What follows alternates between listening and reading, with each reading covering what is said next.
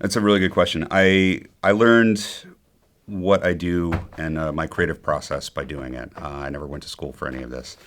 I originally went to school to be a music teacher. My major was music education and musical anthropology. But then I realized I didn't want to be a poor, frustrated music teacher. So after I left school, I took an internship doing sound design. I created immersive sound design for rides like the hydraulic rides at Disneyland, where you flying through meteors and planetariums and things like that. So I did that for a little while, and I learned also along the way. I started to learn Flash. This was the late '90s, and I decided that what I wanted to do was create interactive worlds that people could get lost in. I was interested in that space between film and games, and I thought that was really interesting, and so I wanted to pursue that. But I got really frustrated by the limitations of browsers and the limitations of distribution at the time. So I moved from there and I became another intern at a company called Digital Kitchen many, many moons ago. Computers were still beige. And while I was there, I would, repair their computers and get their lunch and things that interns do. But I learned a lot while I was there. I had wonderful mentors, people like Danny Yount and Mason Nichols and Paul Matthias. And along the way, I learned how to develop ideas, develop them visually, and then pitch them to people and get them to pay for them. So over several years, I learned the art of that. Became a designer. Eventually, was an animator briefly there, but I'm actually a terrible animator, so I didn't do that for very long.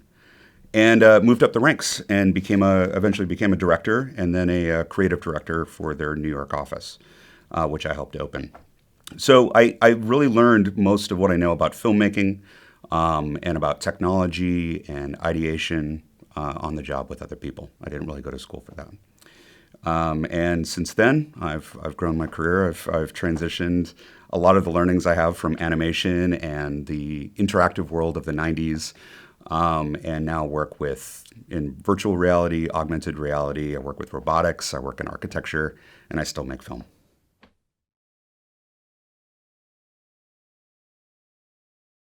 Yeah, I mean, I've been really fortunate to have amazing people to learn from, along with colleagues that I worked with.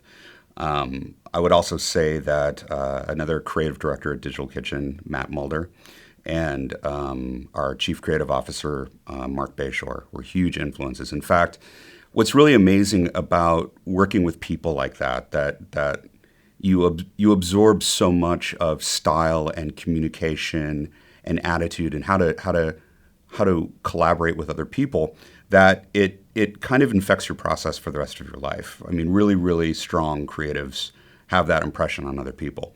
And I still, to this day, ask myself when I'm approaching a problem, what would Matt do or what would Mark do? And I think about that and let that thought process influence the way I approach a problem. Yeah, but even not even it doesn't even have to be another creative director that you're working under. I think colleagues and peers that you work with are enormously influential because they push you harder. There's always competition amongst artists, and you collaborate with them, and your ideas mix together, and it's like mixing colors together. You don't know necessarily what color is going to come out the end because all the colors get muddied, but that's what's really exciting, and sort of trying to see and find a way that to maintain the truth of an idea through collaboration is a powerful learning tool.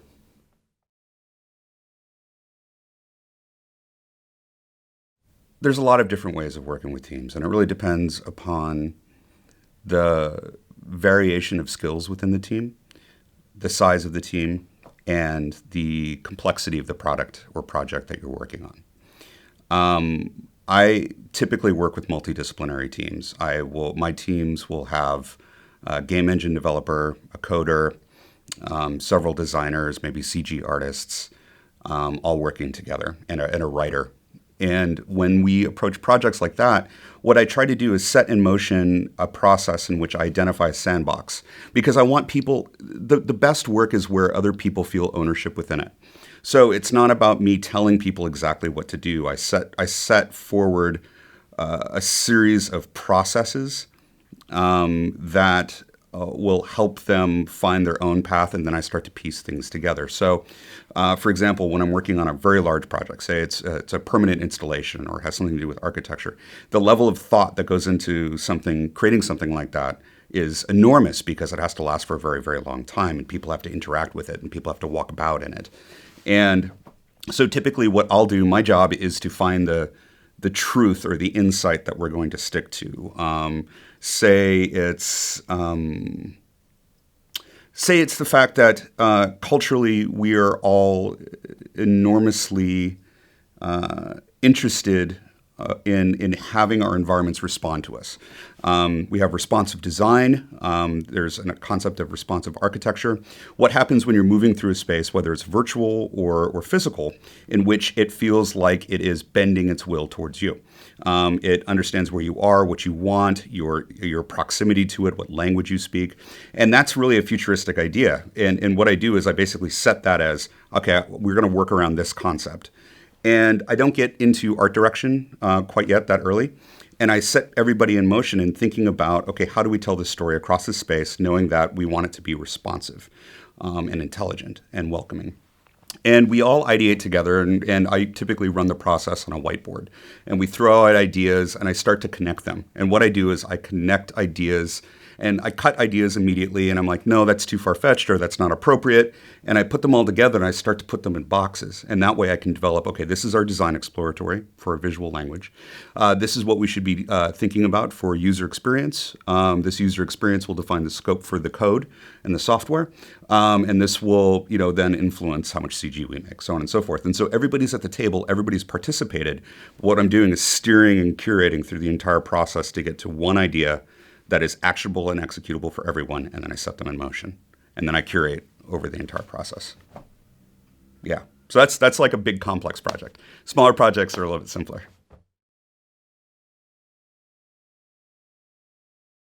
I go everywhere. I think, actually part of my talk that I gave here, it's called, I parse my responsibilities as a creative into two categories, the hunter and the alchemist. And the hunter is really about seeking the dots to connect. Steve Jobs once simplified, he said that creativity is about connecting things. And I think to be a good creative, you have to have a lot of dots to connect. And if you don't, you have less material to influence or inspire you. Of course, I love the visual arts. It's what I work in. But I'm also fascinated in neuroscience and biometrics and physics and cosmology and astrophysics and space exploration and science fiction. I read a lot. A lot of my work is influenced by a neuroscientist that unfortunately passed away recently. His name is Oliver Sacks. Very famous, very talented, very brilliant man. I've read all of his books. And so some of my art installations or even some of my films are influenced by what he's detected in the way that the human mind works, particularly with diseases of the human brain, in which we have a shared language of hallucination, we have a shared language of dreams. I think that's really interesting. I'm highly influenced by my personal memories. A reason why I have a series of films in which people are drowning, a whole series of films, is because as a child I almost drowned, I almost died. And the experience, when you have a highly dramatic or traumatic experience, time expands. And when you look back at that time, it's such an intense series of emotions and thoughts that occur over a series of a few seconds. And through those traumatic experiences that I've had in my life, I can go back and mine those emotions and use them to inspire the feeling or even the visual composition of things that I'm building. I also use dreams a lot. I keep a journal of dreams because a lot of my work is influenced by that. My biometric VR experiment, it's called Strata, and it's 5 levitating worlds. And in fact, I knew that I wanted to build a project that used your emotions to drive a virtual world, but I didn't know what it was going to look like. And I had a dream one night, and it was a series of these floating layers, like a layer cake that you could levitate through, you could float through. And there was an underwater lake, there was a meadow, there were these floating islands with waterfalls, there were these floating ice sculptures, crystals like solidified aurora borealis, and then there was a star cluster. And I came back to work. I wrote that down, and that's exactly what we made. Those five worlds. So yeah, I cast afar. I'm also really hugely influenced by music. My creative process usually begins. I pick music before I pick anything else. Music, actually, that's a whole another category I get into. But I believe that music is an emotional metric that everybody can connect to. A sad song typically makes people feel sad. The style of melancholy, the tempo, the genre of music influences everyone in a relatively similar way. So what I do is before I start a project, I know what I want it to make me feel, and in turn, I know what I want it to make my audience feel.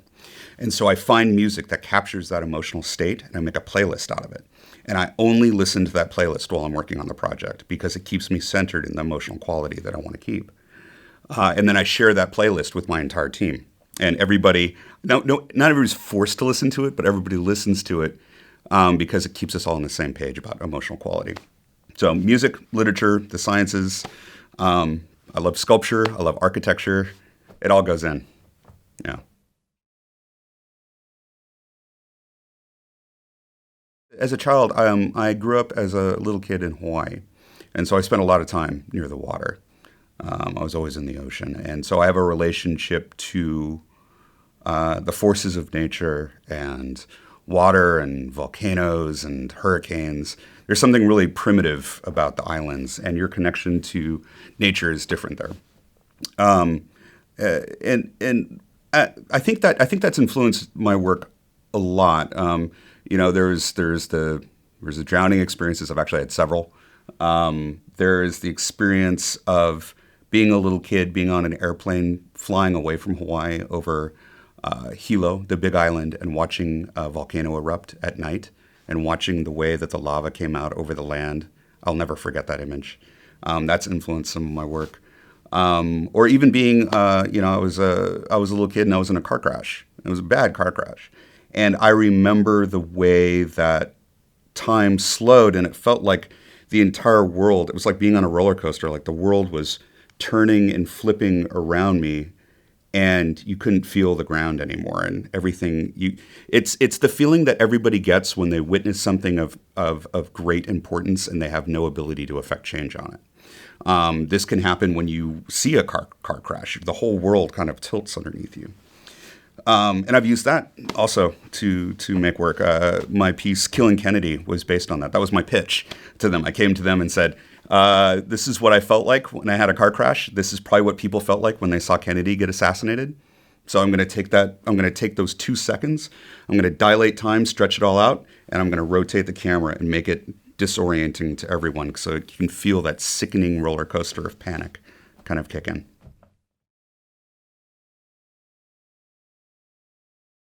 The drowning experience, and again, I've made a couple of different films with that are basically they're built around drowning, but Vikings is probably the most popular. And the idea, this idea again, when time stretches out, when your body goes into survival mode, and you're basically your senses open up and you can see and hear and smell and taste everything around you. I think it burns it into your memory. So I can remember sinking away from the surface of the water and seeing the light above me get further and further away, and looking down and just seeing darkness. And that's always a very powerful feeling, and this feeling that everything's moving in slow motion. So the idea for Vikings was partially based on that. This idea that I wanted to tell the story. Well, when I thought a lot about what Viking culture was like, you had all these people that were constantly exploring and leaving their homeland onto these ships into these crazy roaring seas to explore and potentially never come back.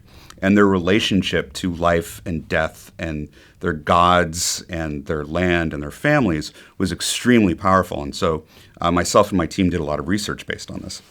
And I decided that a death at sea was the perfect way to connect Vikings to the icy, stormy world that they were in, but also begin to tap into memories and also their relationship with their gods. So the whole sequence basically takes place as one lone Viking sinks away from light further and further and further into darkness. And along the way, he has these flashbacks to his life, to his love, to his land, but also there are symbols sprinkled within the water that are part of their culture, their currency, their armory. There are fishing nets. There's blood in the water. And in the end, he's consumed by one of the nine sisters. There's an ancient myth that's part of the Viking religion, in which the oceans are ruled by nine sisters, and it's similar to the concept of the Valkyries. To die an honorable death on the battlefield, you would be swept up by a Valkyrie and taken to Valhalla. But a death at sea is different because it's not death by honor. You're not dying on the battlefield. You're dying as part of the exploration. So what Viking captains used to do is give the men on the ship some token of value. It could be an armband, it could be a ring, it could be a bracelet. But this was not for them. It was an offering to one of the nine sisters, so that if they were to fall off the ship and begin to drown, there would be a token of value. And the sisters would collect that value, effectively have sex with you while you're dying, and then take you away to another world that's similar to Valhalla, but it's still a good place to go, not a bad place. So I took that whole myth and basically parsed that out. So there's a woman underwater that grabs the man and takes him away. And then the one of the very final shots is a shot looking up, and you can see the boats, and that was actually from a dream. So I had spent the evening writing these ideas and these snippets of visuals that I wanted to capture. And I was listening to the Fever Ray song over and over again, because that's the song I had chosen. I really wanted it to be the music for the piece. And I had it in loop, and I was writing ideas, and then when I went to sleep, I had dreams. I had drowning dreams. And then one of those images I had was looking up and seeing these boats far away that almost looked like insects on top of the water. And they were all lit with fire, and I was like, oh, that's the last shot. And so I came back in and talked to the team, and I was working with this wonderful art director. Her name is Audrey Davis, and she just took it and ran with it and really made beautiful, beautiful images out of that. And then we pitched. I pitched the treatment with the music playing in the background. I was like, please, please, please, Fever Ray. And they loved it. And it ended up Fever Ray gave us the rights to the song. We got to use it in the title sequence. It was great. All worked out.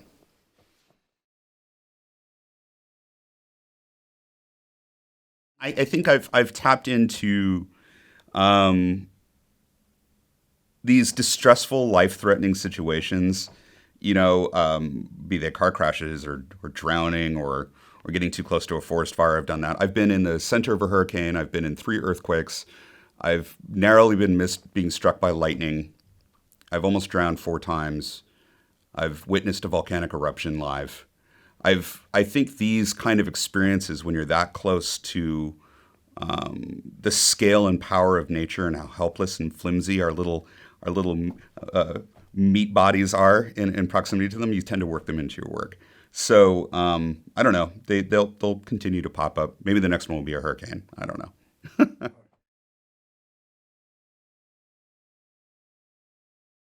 When I started in this industry, I consider the work that I did.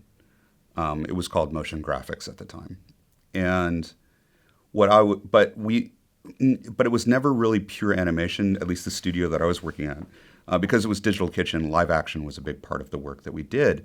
But we created animation or design on top of it. It's very similar. If you look again at Kyle Cooper's work, for example, what Kyle was doing at Imaginary Forces was very similar to what we were doing at Digital Kitchen. There was a very similar aesthetic of shooting things practically. Our animation was not highly complicated, but it was in service to more of a cinematic approach. So I never really got into full hardcore animation, but I think motion design now, it's evolved so much in that any category, any technique that's available to you is fine. I think that the concept of it was much more narrow. It was almost defined by what application you used. If you look back 10, 15 years ago, it was like, oh, if you worked in After Effects, you were a motion designer. And I just don't think that's true anymore. I think that it doesn't matter what piece of software you work in. If you're applying the concept of design or the category of design, which is to solve a problem through visual language, to develop a concept to communicate or solve a problem through visual design. If it's effectively something that would fall into the graphic arts and it moves, it's motion design.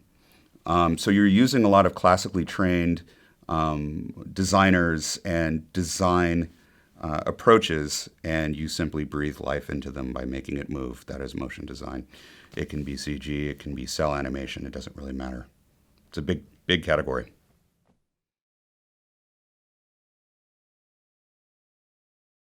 We were very fortunate because the studio had previously done 6 Feet Under, which was Alan Ball's television project before that.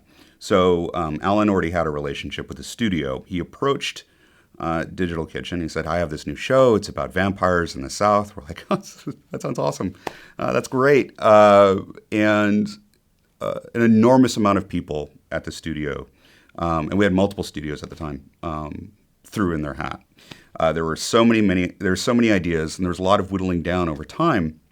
And at that point, I was one of the designers, and my idea and several ideas continued to move forward. The end result of this was what we really pitched was a process rather than storyboards. There were key concepts that we wanted to convey. Concepts of redemption and talking about religion and how do you find the heart of the Gothic South.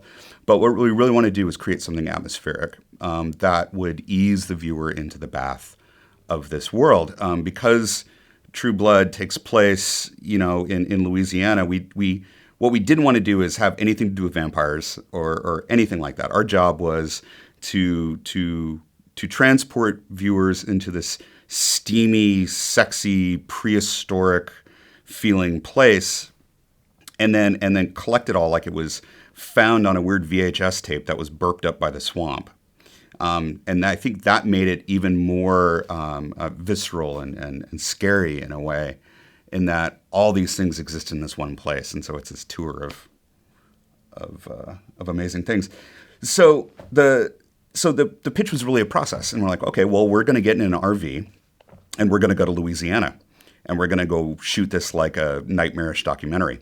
And so we had a whole series of ideas we wanted to capture. I knew that I wanted to have radical church ceremonies and the healing of the hands, placing hands on people. I knew that I wanted to have somebody that looked like a young runaway stripper in a bar dancing provocatively. I knew I wanted a bar fight. I knew I wanted a baptism. I knew I wanted lots of weird creatures and wilderness and rotted out vehicles. I know I wanted to touch on the concepts of race because one of the themes that Alan was playing with was class. Like, to be human or to be a vampire, to be a werewolf are different things, and people are treated differently because of that.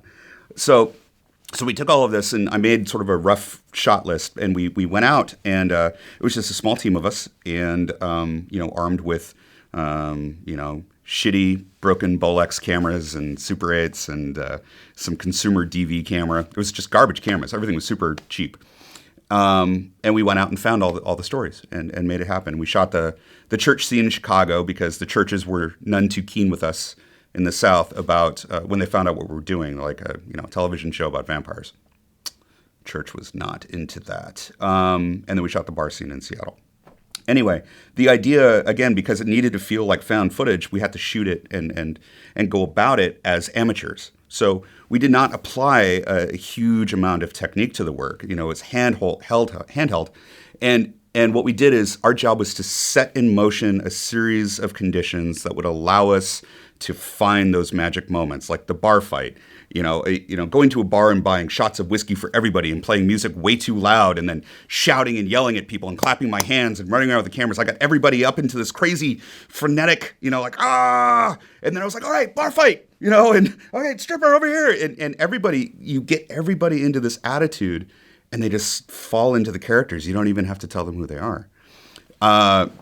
And that's how a lot of True Blood came to be. And in the end, there was no sophisticated digital processes involved. I mean, anybody could have made this. The typography was hand cut out of out of out of board with X-Acto knives. The only digital tool we really used was cut in Avid, and that's the only digital tool we used. Everything else was analog. The transitions through the film are done by we were cutting the film, and then we would take the last shot, the last frame of the first shot, and the first frame of the next shot, and we printed them out. And then we shot them with a medium format Polaroid camera. So we got these large Polaroids out of it. And then we put the Polaroids in a hot water bath, which gets the emulsion off the image, and then put the emulsion onto a piece of plexiglass, and then put another camera on top of it and blew it around with compressed air. And so you get this weird twitchy quality. And then we just took that footage and put it back in the edit. So it's not animated, it's not digital, it's Polaroids and air canisters and plastic. It worked.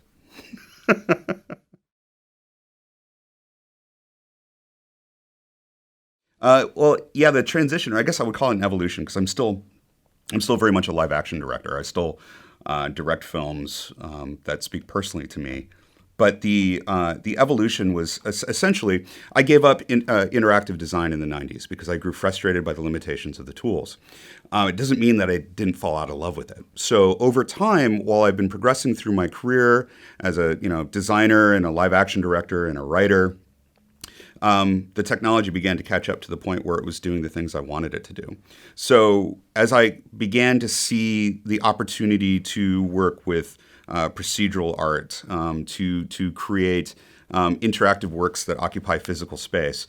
When the price went down on these technologies, they became more available to more people. They became more reasonable to my clients that wanted to pay for them. They became more reasonable for us as authoring tools to be able to work within. So as ideas would come, or as clients would come to us or come to me and ask for traditional film work, I'd be like, well, I'd always tuck something in the back of the book. It's like, well, what happens if we do this instead? What if we create this, this online world that people have to hunt through and find little Easter eggs, and there's codes that connect to their physical world where they have to unlock, and then they can meet and they can talk about this thing. And that's kind of where I started.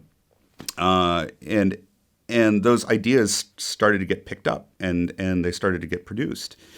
And I think what also happened is that the industry began to change, where clients would come to me and they weren't necessarily asking for film. It would still be a film, but maybe it'd be a massive strip of film that went into an airport, for example, or would be in a Nike store. And so even the films that we were making were starting to change.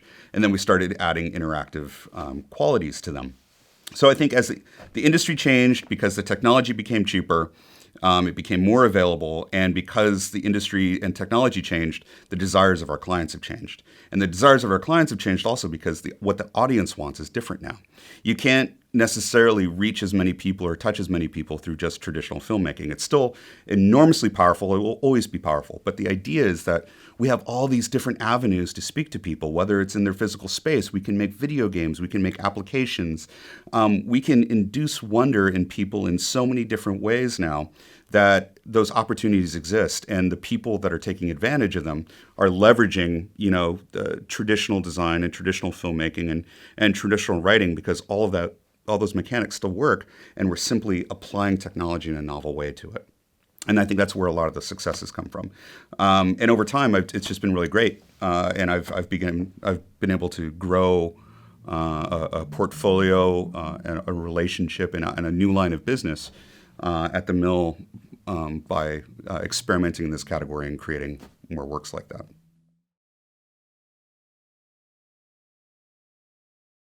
The tools and opportunities we have are evolving so quickly that if we don't apply ourselves through focused and informed experimentation, these tools just simply slip through your fingers. And a big part of being of working at the mill is that a lot of our clients come to us and they ask us to do the impossible.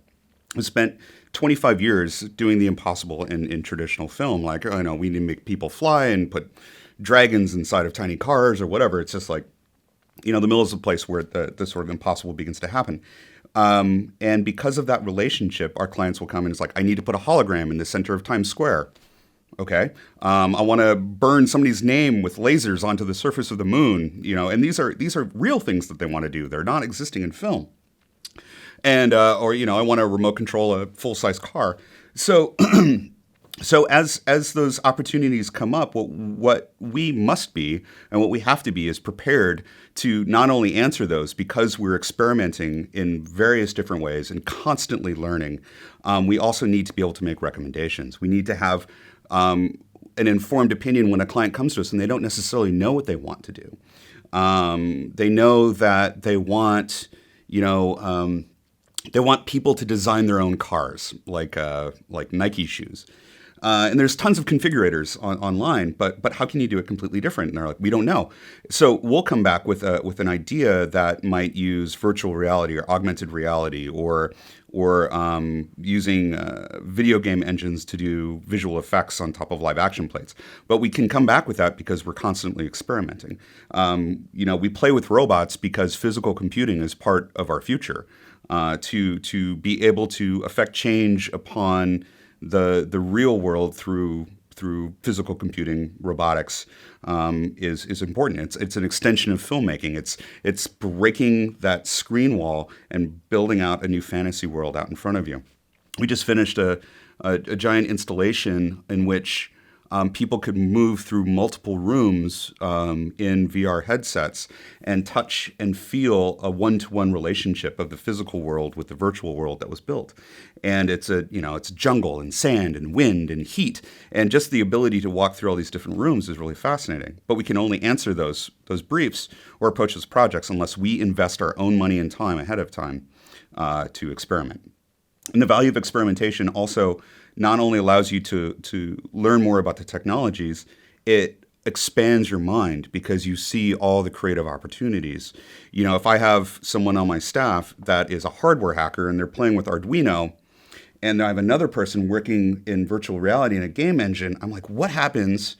This is part of how Strata came about. What happens when we use these cheap off-the-shelf biometric sensors, run them through, have the programming hard-coded on here on this chip, and then send all these commands as cleaned-up signals to a game engine? Can we control that game engine with our minds? That wouldn't have happened unless we were experimenting in our lab. So I think it's probably the most valuable and most important thing that one can do, not just with techniques, not just with technology, but pushing yourself to the very threshold of where you're comfortable, and play with things that you're absolutely not comfortable with, because that keeps you from becoming stale and static, and it allows you to find new opportunities that perhaps you love even more, and new fascinations, more dots to connect.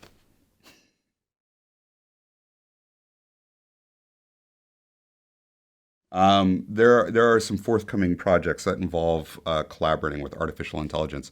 The one that I can talk about has already been completed, and this was done last fall. Let me back up. I think there's something incredibly fascinating about artists considering an artificial intelligence to be another tool to use for creation. I think that the term artificial intelligence is actually kind of a misnomer, at least right now. Because these intelligences require a vast amount of human input to be able to do anything. I liken it to a sausage grinder. Good meat in, good sausage out. The converse is true as well, or the inverse is true. So I prefer the term augmented intelligence, because these intelligences are effectively, currently right now, built and designed to be in service of our existing intelligence. They augment our intelligence. They tell us where we are. They have complex pattern recognition abilities to help us find order within chaos. But they're all in service to whatever human has designed it or is working with it. So when I consider working with artificial intelligence, I think, what vast problem can I give to this machine that is in service of the artistic vision that I have? So, for example, I got to collaborate with IBM Watson. And the idea here is that I wanted to, basically the brief that came to me originally was, Watson understands natural language, And Watson can also determine the emotional value of this language, which is really interesting. So, so I took all the lyrics and all the music from top 100 Billboard charts over a large array of years and fed it all into Watson. And Watson fed back, basically, I think these lyrics are, there's a little bit of sadness, there's a little bit of disgust, and there's a little bit of joy at the end. Or this song is primarily about joy.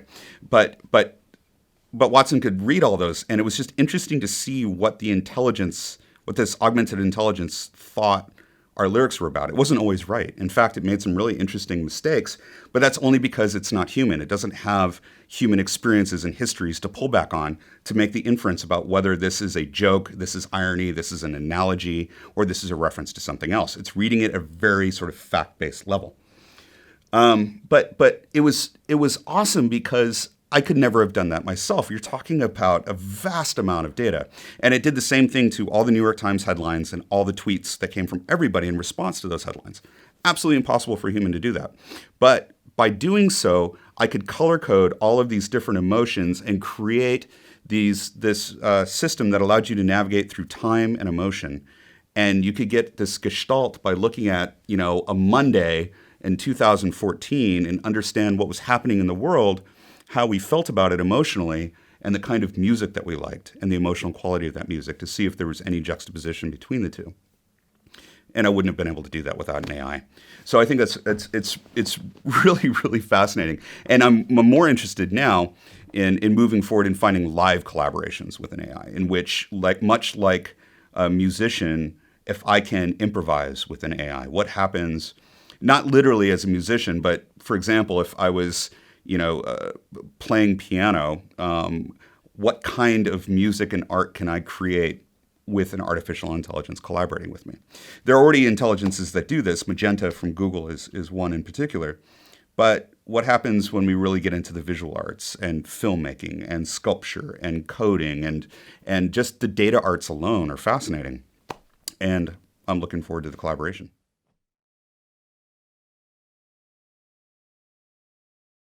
Yeah, my basic day, I'm an early riser. I start very, very early in the morning, and I write. The very first thing I begin in the day is writing. This could be a reflection on an experience I had the day before. It could be creative development for an idea that I know I have coming up or something that I wish to make, like an experiment. I do this all early in the morning because it's quiet. I'm not bothered. And it also allows me to get ahead of the rest of the teams at the mill. What I like to do is basically have everybody show up at the mill, anybody working on my projects, and all the thinking and feedback is done the moment they showed up. They don't wait for me to show up. And that allows me to stay ahead. And so this moment of reflection and writing, it's also how I spend it doing research. So, for example, I have an art installation I want to build in the very near future, and it involves an artificial intelligence. So I'll spend, an hour and a half, I'll wake up at 6 o'clock in the morning and educate myself about TensorFlow and duets with AI and how does Magenta really work and how are people using Magenta and what are the capabilities? And also that'll spin me down a rabbit hole of what is the existential crisis of artificial intelligence on creatives and also on blue-collar workers. And I just consume. I read a lot, and all this informs my work. I'm also really lucky to be surrounded by an enormously talented group of people that all have their own disparate fascinations, and we make time to discuss them. We have online forums and discussions and email lists at the mill for people with various disciplines and fascinations. So if we want to talk about robots, or we want to talk about AI, or we want to talk about Cinder or Touch Designer, we have those open. And what a lot of the people talking on that, when they're discussing what they don't know, is I'm reading almost all of it, because it is my job to not only know what they're fascinated in so that I can support their fascinations, but also be able to identify what success looks like for the future of the mill. Now, if I didn't know that this new thing was available with this new thing, then when I'm speaking to a client or bringing around a new experiment, I wouldn't reference those objects or those techniques or technologies. So I'm constantly reading.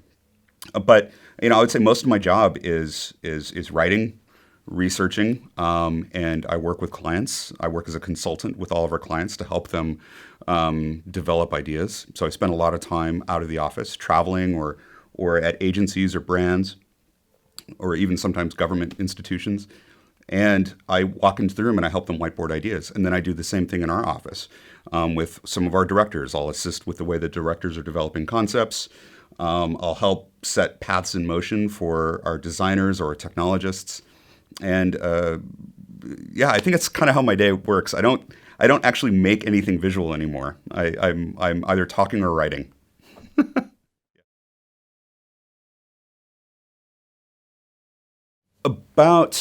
About a year and a half ago, we were at the mill. We were very fortunate to be called upon by the White House when Obama was still president, and we were asked to come in. And this is like a relationship with a lot of brands or companies.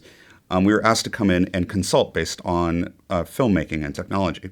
The White House was very interested in getting involved in virtual reality. They wanted to find a way to tell the story about the national parks or the accomplishments of the Obama administration, or different ways to connect people in a more empathic way with others. And so we spent a considerable amount of time going back and forth and meeting with them at the White House and having discussions and coming up with ideas and developing treatments, and even discussing what kind of hardware they could use so they could set forward as VR filmmakers. And they, in fact, did make several VR films following that. So in that capacity, that's the mill and myself operating as a consultant. We're not here to necessarily make anything. It would be nice if we did, but it doesn't. We don't have to. Our mission is part of our mission is to educate and facilitate. Because by doing so, everybody can make better work and everybody can see the path. It's not so mysterious. It's not so frightening. There are people here to help and discuss and foster creative ideation and creation for all platforms.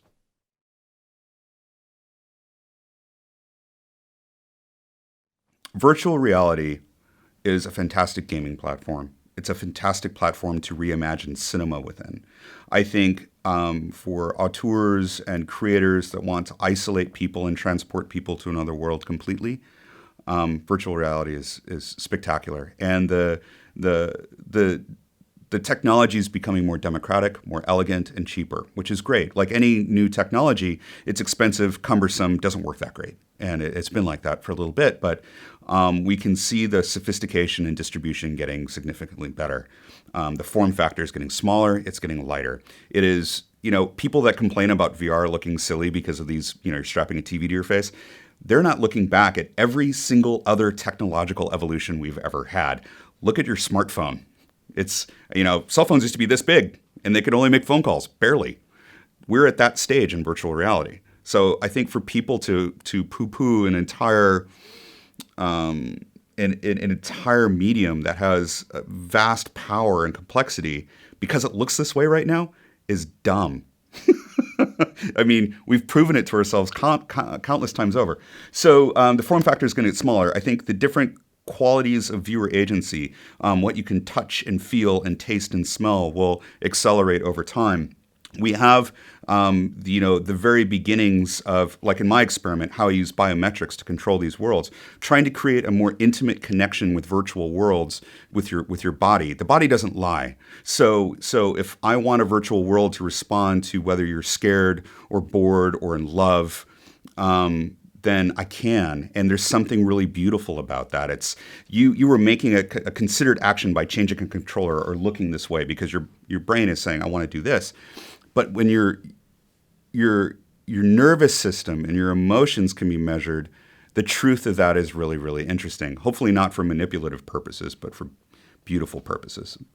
So there's that. There's different ways of controlling. There's wonderful gloves that are getting more and more sophisticated, so you can have true grip and hand control. Full body presence through avatars is very, very close to us. They're a little wonky right now, but they'll be great. The social experiments that will occur when we have the equivalent of MMOs, where people can congregate and cultures can share ideas. The the displaced people of Tibet being able to collect in one area to share their culture because they can't go back home is a powerful thing. Just think about that. That's cool. So virtual reality is great for that, and I look forward to that. Augmented reality is going to be much more revolutionary. It's the beginning of borderless computing. It's the end of the screen. It's when we have access to the vast knowledge of the internet, not only at our fingertips, but placed everywhere and tracked intelligently and contextually with the world around us. Now, that can be considered overwhelming. There's an enormously dystopian approach to that in which advertising becomes something terrible. And I ask anybody that works in advertising or persuasive communications to please consider what you're doing in augmented reality, because we are responsible for setting the tone and the purpose of augmented reality. I really don't want to be advertised to in AR. Please don't. But that opportunity then to not only have the utility of borderless computing and to understand more about the people, places, things around you is vastly important. To have a spatialized Wikipedia accessible at all times. Okay, that's fantastic. Two, from entertainment perspectives, and myself and my team are already working on some of these. We're working with the language of hallucinations. When you can bring to life fantastic objects and actions and characters and scenes that collaborate with the viewer's environment, you've effectively induced hallucination in someone. And I think if we consider it that, it's a lot of fun. It's magical to have fireworks erupting out of a vase of flowers, or to connect with an interdimensional portal that opens upon your wall and feeds you information or music or turns into a game. That is great. That is so cool.